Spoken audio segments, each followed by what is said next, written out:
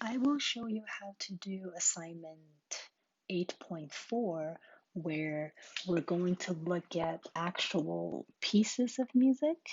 And we basically do the same Roman numeral analysis just like before, except now we have to add another component to it, which is to identify the cadence. And that's it. So it's basically the same thing, except you just have to do one extra thing. So we just have to be able to analyze the Roman numerals. Let's look at the first example. Obviously, the cadence we're looking at is these two, right? Because as you can see, the cadence says from this. So we need to identify the two harmonies in order to know the Roman numerals and decide what cadence it ends on. We're in D major, right? So we know we're in D major. Let's look at the first chord. So there's a lot of notes, right? There's so many notes. And remember, when we look at a real piece of music, we have to look at that beat horizontally, that entire beat, because that is your harmony. Okay? And this harmony is actually sounds like this.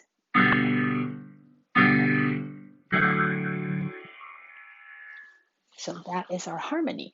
Let's see what notes we have so we can decide what cadence it is. So let's look at the first harmony. We have G, that's a G, G, B, D, G, B, that's a G, that's a B, that's a G, that's a D. It looks like all we have is G, B, and D. GBD is a G major chord in the key of D major. That's a 4 chord, right?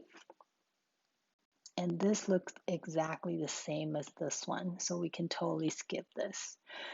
And let's go to the ending chord. 4, that's the 4 chord, right? This one. And let's look at this ending harmony. That's a D, D, A, D, F sharp, A. Here we go, D, A, F sharp, and D. Looks like all the notes we have is D, F sharp, and A. D, F sharp, and A gives you D major chord. D major chord in the key of D major, it's 4 to 1. What is the cadence that goes from 4 to 1? That's plagal. That's it. This is how you identify cadences in the musical context. The hard part is to be able to identify the notes and then determine the cadence. Let's do this cadence here. Let's do this one. This one looks less complex. We're in the key of A flat major, right? A flat major. Let's see.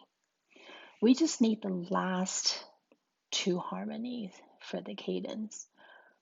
So let's look at the last two harmonies. So it looks like you have E flat, D flat, G, and B flat, right? If I were to do this, I'm just going to use this as my doodling section. So I have E flat, make this bigger. We have E flat, you have D flat, right? And you have G, and you have B flat. There you go. That is your harmony. That looks like an E flat dominant seventh chord to me. E flat 7, E flat being the root in the key of A flat major. Isn't that a 5/7? That's a 5/7, right? And what about this ending harmony?